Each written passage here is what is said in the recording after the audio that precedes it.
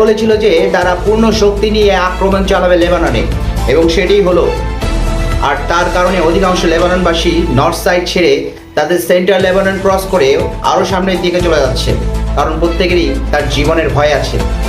এখন প্রশ্ন, আর কত মৃত্যু হলে ইসরায়েল শান্ত হবে? আর কত মুসলমানদের মৃত্যু হলে পশ্চিমারা শান্তি পাবে? আপনারাই বলুন।